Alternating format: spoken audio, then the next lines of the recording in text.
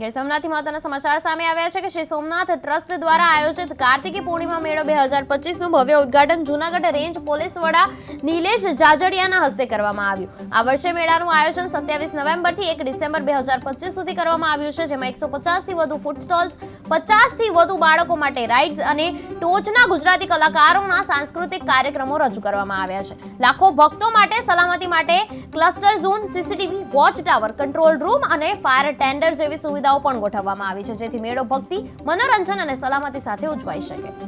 પૂનમે 5 દિવસનો યોજાતો હોય છે। આ વર્ષે વરસાદના કારણે આ મેળો મોડો યોજવો પડ્યો છે અને આ મેળાનો આજે શુભારંભ કર્યો છે। ખ્યાતનામ કલાકારો કેટલા હશે? ખાસ કરીને આ મેળામાં કીર્તિદાન માયાભાઈ આહિર, સત્વના ત્રિવેદી, બહાદુર ગઢવી, હિતેશ અંટાળા જેવા અનેક ખ્યાતનામ કલાકારો આ મેળા દરમિયાન પોતાનો સાંસ્કૃતિક કાર્યક્રમ